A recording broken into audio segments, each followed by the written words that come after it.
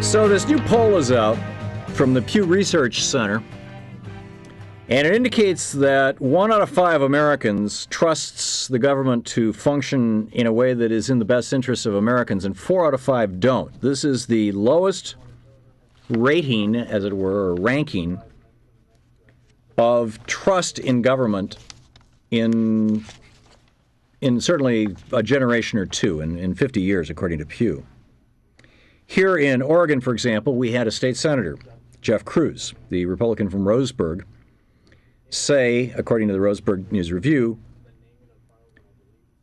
we have supermajorities in both Salem and in Washington, D.C., Salem's the state capital here in Oregon, and they're moving as absolutely as fast as they can before the revolution, and the revolution is coming.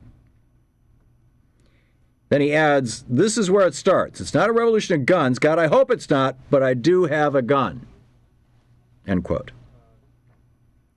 Now let me read another quote to you, and then I'll tell you who said it. This was a letter to the editor of a newspaper, just shortly before this fellow went out and actually acted on his concern that he talks about in this letter to the newspaper. He says, taxes are a joke. Regardless of what a political candidate promises, they will increase. More taxes are always the answer to government mismanagement. They mess up. We suffer. Taxes are reaching cataclysmic levels with no slowdown in sight. Is a civil war imminent? Do we have to shed blood to reform the current system?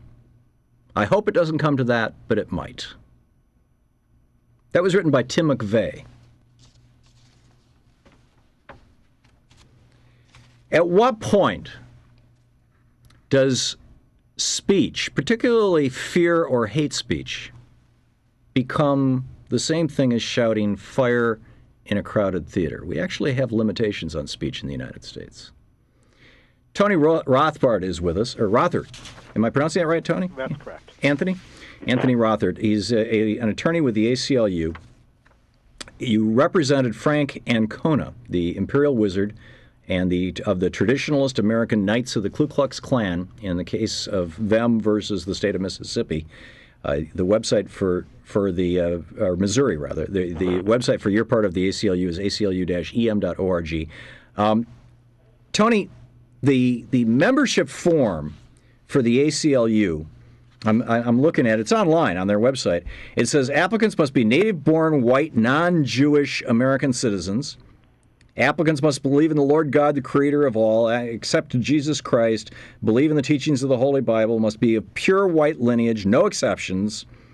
Applicants must be registered voters, preferred but not required.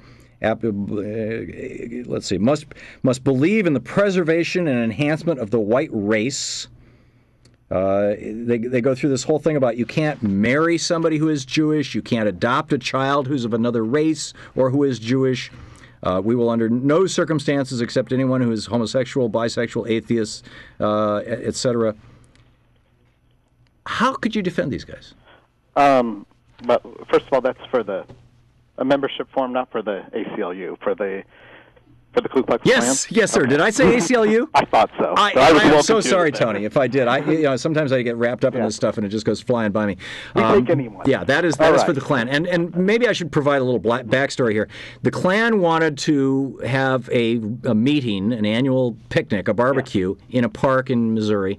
And rather than simply saying, is that day free, the state asked them to post a bond and be responsible for any violence that might ensue as a consequence of their being there. They said that's unequal treatment under the 14th Amendment, I'm assuming, and sued. You argued on their behalf, and they prevailed. Do I have that right? Well, actually, at first before we sued, they denied them permission to gather there at all. I see. On the basis that they were it was inconsistent with the mission of the park, and it's actually a historical site where a Civil War battle was held. Right. Over 1,500 Confederate soldiers died. About 100 and some odd Union soldiers died there. Yeah.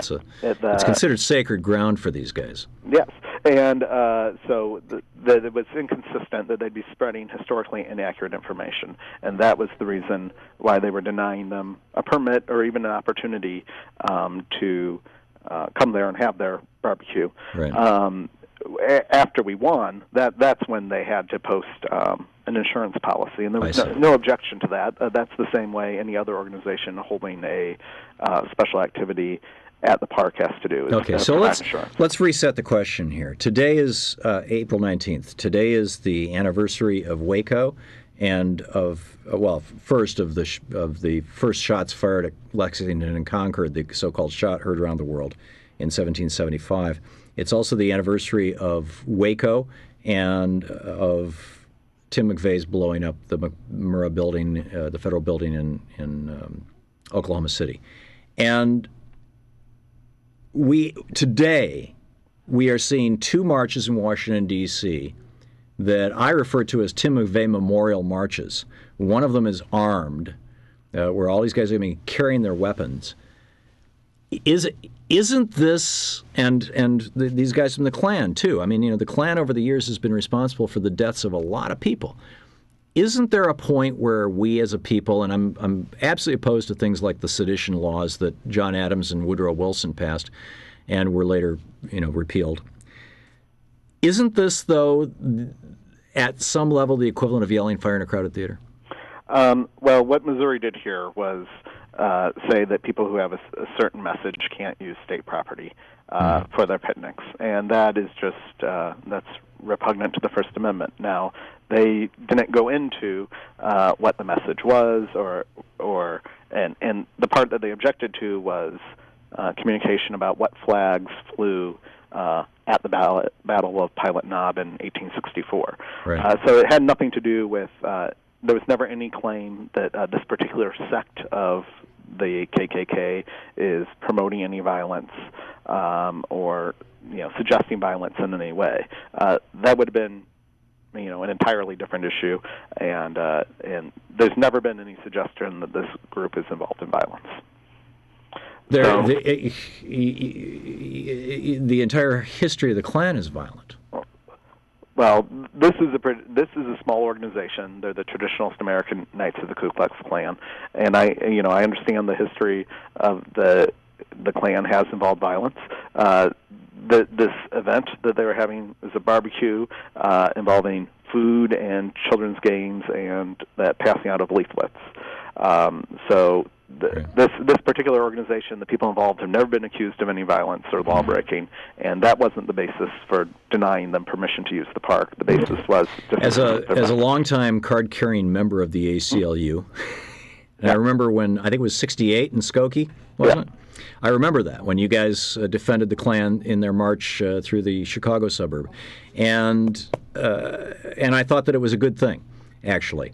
And I get it that I may disagree with what you have to say, but I will defend to the death your right to say it. That's an important ideal in America, and yet, when Martin Luther King was murdered by J.B. Stoner and these guys, these right-wing crazies who raised the money for to pay James Earl Ray and whatnot,